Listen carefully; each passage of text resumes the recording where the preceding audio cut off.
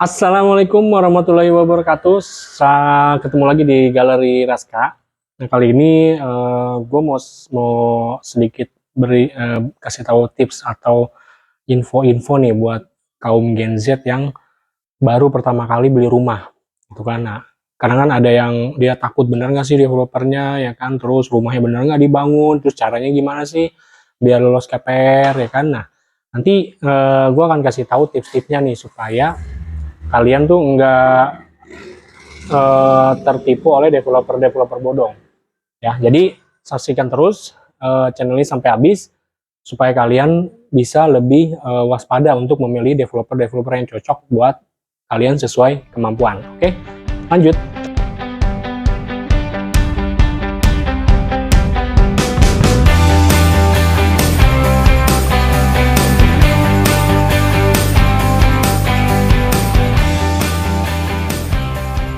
Oke, lanjut ya untuk review selanjutnya nih untuk Gen Z nih yang baru pertama kali beli rumah. Apa sih yang dibutuhkan atau dan juga mungkin apa yang harus dicari tahu gitu kan. Yang pertama kita infoin ya, yang pertama paling pertama tuh usia. Usia itu minimal 21 tahun ya. Jadi jangan sampai usia 19 20 itu udah pede gitu walaupun gajinya gede. Usia 19 20 setahu saya sih bank-bank sekarang tuh minimal 21 tahun. Jadi pastikan usia kalian cukup sudah 21 tahun ya dan sudah bekerja. Itu yang paling utama gitu kan. Mengenai bekerja itu wajib sekali sudah karyawan tetap minimal 2 tahun. Tapi ada opsi-opsi bank tertentu yang membolehkan karyawan kontrak tapi dia minimal sudah ada paklaring bekerja di tempat sebelumnya atau kontrak minimal 2 atau beberapa tahun. Jadi nggak bisa baru kerja kontrak PKWT lantas kalian pede gitu ngambil pasti lolos, karena kalau dipaksakan takutnya booking fee yang sudah masuk ternyata di reject, itu sayang, akan hangus kebanyakan developer gitu. Jadi makanya langkah baiknya kita pastikan dulu yang pertama usia 21, sudah bekerja dan karyawan tetap minimal 2 tahun. Nah itu 2 poin pertama ya. Nah yang ketiga itu yang paling penting banget tuh untuk kaum Gen Z ya, yang mungkin pengalaman kerjanya belum banyak lah, tapi biasanya ini ya gengsinya tuh lebih gede gitu. Nah yang ketiga ini poinnya penting banget, BI checking. Kenapa kalau saya sampaikan BI checking? Zaman modern kayak sekarang gini nih, itu ngajuin pinjaman kayak pay letter, pinjaman online itu gampang banget, modal KTP udah di proof di ACC ya. Padahal kalau kita sampai gagal bayar, nominalnya kecil tapi pengaruh untuk ngambil rumahnya itu besar, karena di situ akan terlihat karakter kita selama kita meminjam pinjaman tersebut, histori pembayaran seperti apa gitu kan. Nah oke lah kalian minjam terus lancar bayarnya, tapi kalau pinjamannya banyak itu akan mengganggu analisa kredit juga. Nah makanya di sini untuk kaum Gen Z yang pertama kali mau cari rumah, saya himbau untuk menjaga BI checkingnya, dan kalau bisa punya pinjaman tuh ya maksimal 2 lah ya, minimal 1 gitu, maksimal 2 pinjaman, itu pun limitnya nggak usah gede-gede. Kalau yang pay letter online gitu paling ya 1 jutaan masih aman, tapi dilihat lagi nanti dari penghasilan. Nah itu BI checking penting banget, dan yang menyangkut BI checking ini jangan sampai KTP kita tuh dipinjamkan kepada siapapun, saudara kah, saudara kandung kah, saudara dari orang tua kah, saudara ipar kah, itu jangan sampai dipinjemin. Kenapa? Karena ketika kalian pinjemin KTP tersebut dan ternyata yang kita pinjemin itu nunggak, itu sangat rugi di kita gitu. Karena pada saat kita mau ngambil rumah, wah cacat gitu kan. Padahal yang melakukan bukan kita. Tapi kan orang bank nggak mau tahu yang tertera itu namanya kalian, ya berarti kalian yang nunggak gitu. Nah itu harus dijaga banget. Kenapa BI checking itu sekarang lebih riskan? Karena banyak ya itu tadi, pinjaman online-nya semakin mudah dan juga banyak orang yang ngegampangin minjem KTP gitu. Nah itu saran saya BI checking agar dijaga, karena pinjamannya kecil efeknya sangat besar gitu. Nah yang berikutnya, cari rumah itu yang mungkin kalau dulu kita cari rumah sesuai lokasi ya, lokasi strategis gitu kan, deket mall, deket tol, deket ini, deket anu, deket saudara segala macem. Tapi kita nggak ngelihat kemampuan kita gitu. Oh, gue mau beli rumah yang deket tol nih gitu kan. Kita paksain gitu kan, harganya sekian miliar misalnya, padahal gaji kita berapa gitu kan. Nah, jadi tips dari saya itu jangan pernah pilih-pilih lokasi. Oke, lokasi boleh, tapi itu poin nomor 2. Poin nomor satunya itu kemampuan. Jadi mungkin patokan Bapak Ibu nih, kemampuan saya cicilannya 4 juta. Cari dulu perumahan-perumahan yang cicilannya itu 4 juta, tapi di sekitar lokasi yang Bapak Ibu pinginin. Tapi jangan terlalu strategis, karena yang strategis sudah pasti mahal gitu. Nah, jadi kalau Bapak Ibu fokusnya ke lokasi itu susah dapatnya, Bu. Kenapa? Karena Ibu terlalu memaksakan keadaan gitu. Jadi kalau saran saya di balik poinnya satu itu adalah kalau bisa Ibu cari sesuai kemampuan. Nah, baru nanti Ibu lihat nih lokasinya masih setara nggak dengan jarak yang Ibu butuhkan. Nah, jadi kalau dari situ Ibu lebih aman sehingga tidak terjadi gagal bayar di kemudian hari. Itu kan. Nah, terus ya kemudian ya kan sebelum kita booking atau beli, alangkah baiknya itu kita selalu, misalnya Ibu ada perumahan yang Ibu minat nih, oh saya minat perumahan A gitu kan.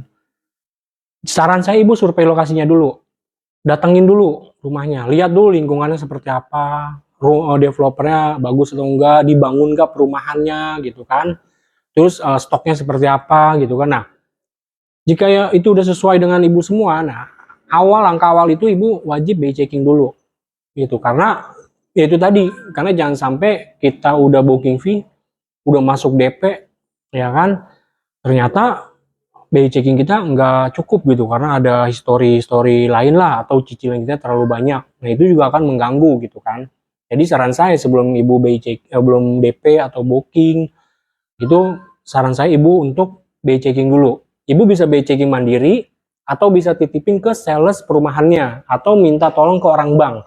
Biasanya developer kan rekanan sama orang bank tuh, dan biasanya kita berkomunikasi juga sama orang banknya. Jadi Ibu bisa minta tolong ke orang banknya, sales banknya, minta tolong BI checking. Suami istri kalau yang sudah beristri, tapi kalau Gen Z yang belum nikah ya udah KTP NPWP aja, share ke orang bank untuk dicek BI checkingnya. Nah, dari situ kita akan kelihatan kemampuan kita berapa, terus berapa persen kita bisa lolos untuk KPR rumah gitu ya. Jadi itu untuk menghindari uang hangus di depan gitu ya. Selanjutnya yang saya bilang cek developer ya. Jadi cek developer itu dalam artian banyak developer yang dia cuma bangun rumah contoh, gerbang, ngomongnya bla bla bla pasti dibangun segala macam, tapi pada praktiknya nanti kita udah bayar proses KPR ya kan, ternyata dia legalitasnya bodong, tanahnya belum dibayar, itu banyak Bapak Ibu. Nah, makanya kita pentingnya cek developer itu seperti itu. Nah, cek developer itu bisa melalui di internet ya. Jadi Bapak Ibu tinggal klik aja developernya namanya apa. Nah, di situ kan nanti kelihatan tuh developer ini udah pernah bangun di mana aja gitu kan. Atau Ibu bisa buka webnya Real Estate Indonesia. Nah, itu kelihatan. Atau si Kumbang yang bisa Ibu referensikan buat cari tahu developer ini aman atau enggak ya. Kalau developer besar udah pasti ya, kayak ya banyak lah yang developer besar itu yang udah bagus itu kayak Sinarmas, kan Ciputras, terus ada Paramount, itu udah terjamin lah gitu. Alam Sutra itu terjamin legalitasnya, walaupun rumahnya inden, tapi mereka pasti bangun gitu kan. Cuman kan kalau yang di luar itu kadang kita harus cek secara detail gitu kan.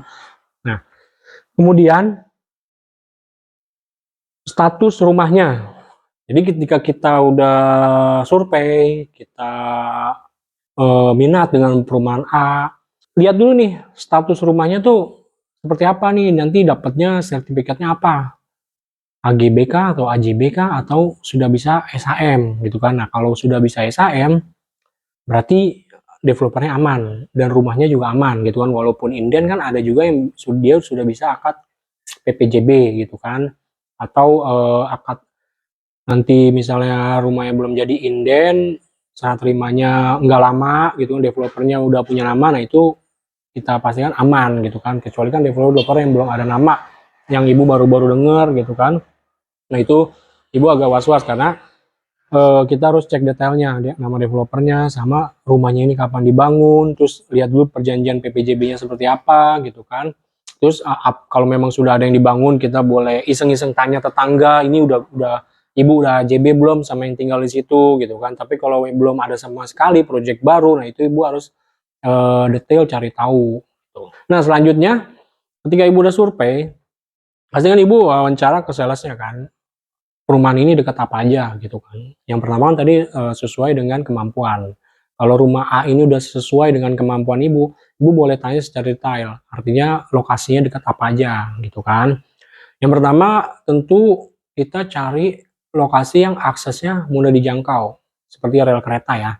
Gitu. Walaupun jaraknya nggak sedekat perumahan yang B yang lebih mahal, minimal kita jarak 5-10 menit itu masih kita anggap dekat lah Bu, karena pada prakteknya kalau kita bawa kendaraan roda dua itu pasti masih deket gitu, dan jaraknya itu selisih hanya 5 menit sampai 7 menit aja, tapi ibu dapat harga yang lebih murah gitu kan. Nah itu tadi yang saya infokan adalah dekat dengan stasiun kereta, itu penting karena untuk buat mengepres budget harian ibu, artinya tidak perlu ongkos banyak-banyak atau boros-boros untuk ke kantor gitu kan, bisa naik kereta jadi ongkosnya murah, deket tol gitu kan. Nah sama, tol itu untuk memangkas jarak waktu kan, jadi ibu bisa punya waktu lah. Harus ada, kalau jalan biasa ibu 2 jam, naik tol tuh cuma 1 jam, walaupun biaya lebih mahal tapi ibu lebih efisien dari segi waktu gitu kan. Nah yang ketiga, ini yang paling penting juga, jadi yang tadi saya sampaikan, lokasi itu nomor 2 adalah, walaupun rumah kita ini di pinggiran daripada lokasi yang lebih mahal, tapi minimal jarak kita masih nggak terlalu jauh. Estimasi 10 menit itu masih dekat. Jadi saran saya cari rumah yang lebih dekat ke kota mandiri. Ya jadi seperti kalau di daerah-daerah Serpong ada BSD City gitu kan. Kalau di eh, daerah-daerah pinggiran Jakarta Utara itu kan ada namanya Ion Mall gitu. Nah, jadi lebih dekat ke situ. Kenapa? Karena aktivitas kita pasti akan banyak ke sana, beli kebutuhan sehari-hari, untuk ngajak main anak, untuk liburan gitu kan. Jadi ibu nggak perlu keluar uang banyak untuk aktivitas tersebut. Nah itu penting juga ya. Jadi pertama lokasinya dekat fasilitas umum. Ya tadi kereta sama tol dan juga kota mandiri. Nah itu 3 elemen itu penting buat kita memilih rumah agar sesuai kemampuan dan juga kita tidak membebani untuk bayar cicilan di kemudian hari gitu. Nah, kemudian yang ketika kita sudah di developer gitu, udah survei ya kan, udah lihat rumah contohnya. Nah, tibalah kita ke set plan gitu kan ya. Lalu kita pilih unitnya nih. Nah, kita tanya dulu nih unitnya ready atau semi ready gitu kan. Nah, kalau saran saya cari developer atau perumahan yang rumahnya itu udah ready stock, Bu. Kenapa? Karena enaknya cari rumah di stok tuh ibu nggak perlu double bayar. Misalnya yang ibu masih ngontrak nih, bayar cicilan kontrakan juga, gitu kan. Yang kedua bayar cicilan KPR juga, itu kan memberatkan.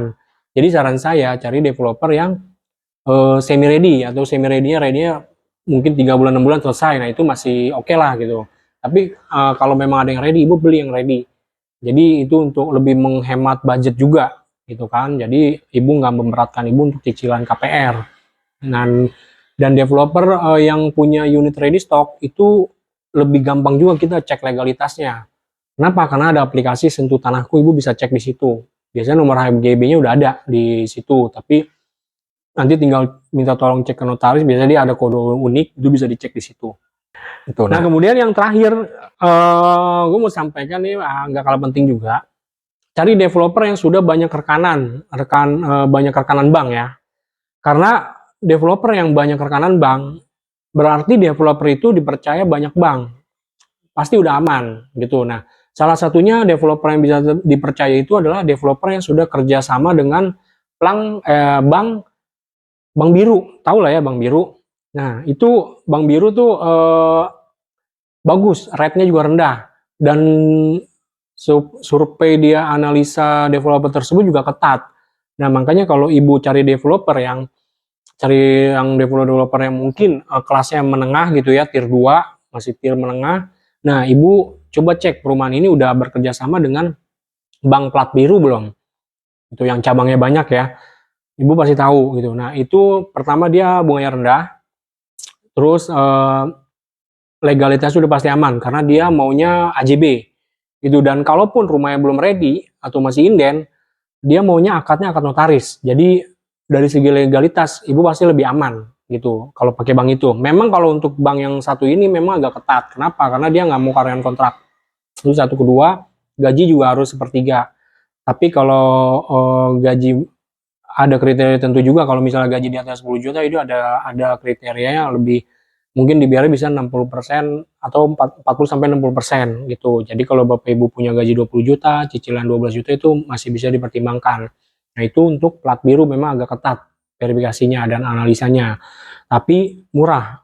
Itu dia ada pilihan berjenjang dan juga ada fixed floatingnya juga jelas gitu. Nah, oke, itu tadi tips-tips dari gua untuk kalian Gen Z yang mau cari rumah untuk pembelian pertama ya. Pasti banyak pertimbangan, banyak ketakutan, banyak kekhawatiran. Nah, ini tips-tips yang gua berikan ini semoga bermanfaat buat kalian yang lagi cari rumah pertama. Jadi jangan ragu. Nah, satu lagi, kalau kalian mau cari rumah yang sekitaran daerah Cisauk, Serpong, Parung Panjang, itu bisa hubungin saya di nomor ini. Saya ada beberapa referensi yang dari mulai cicilan 2 juta, 3 juta, 4 juta sampai ke atas pun ada. Jadi jangan sungkan-sungkan WhatsApp ke saya. Sekalian konsultasikan juga masalah KPR ke saya. Mau rumah ready, rumah inden, saya juga ada dengan developer yang pasti saya pilah-pilah, sudah saya pilah-pilah dan juga legalitasnya pasti terjaga. Dan sehingga untuk mas-mas sama ibu-ibu bapak-bapak ini kalau cari rumah lebih aman gitu. Dan itu bisa kita jamin, kita garansi. Serta jangan lupa kalau beli rumah di Raska Properti bersama saya Mas Yopi, dapatkan ekstra bonus. Jangan lupa, siapapun yang beli sama saya pasti dapat ekstra bonus. Jadi jangan malu-malu tanya ke saya. Insya Allah amanah, dan kita selalu menjaga hubungan baik sama customer. Jangan lupa untuk subscribe, like, komen, dan sampai jumpa.